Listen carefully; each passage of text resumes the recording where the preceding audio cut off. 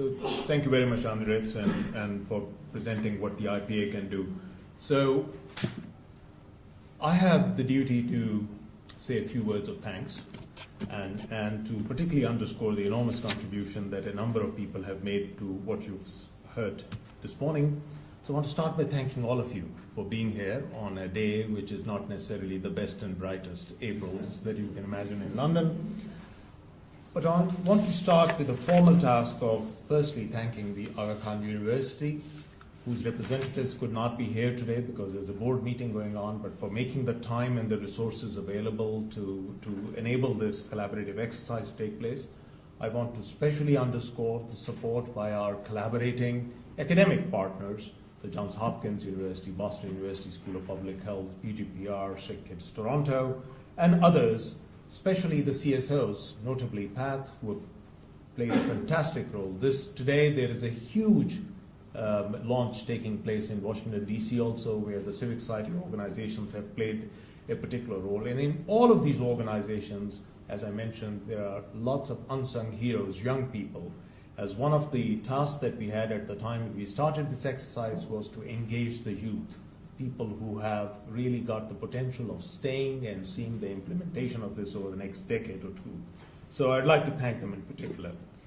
I'd like to especially thank Liz Mason, who's here, WHO and UNICEF, Miki Chopra, who could not be here today, been phenomenal partners. For those who think that these are bureaucratic organizations who don't move, you just have to look at this collaboration, which has been phenomenal. So Liz, a personal word of thanks to you for not only being part of this partnership, but also coming out with the action plan in record time of this integrated strategy, which I hope will be implemented.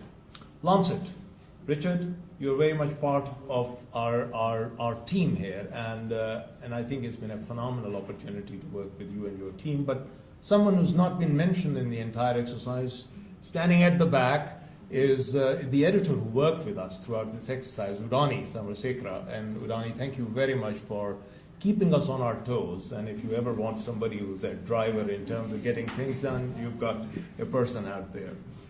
Last but not the least, I'd like to especially note the phenomenal support, not just financial, but in terms of encouragement that we received from the Bill and Melinda Gates Foundation and their program officer who's been working with us for over 2 years. Gretchen Meller is here, and I'd like you to just stand for a second, Gretchen, if you don't mind being embarrassed. And thank you so much for your partnership in this. I mean, it's very rare to have a funding body which firstly gives you completely unrestricted funds, but then also encourages and helps support the collaborations and the partnerships that emanate from this.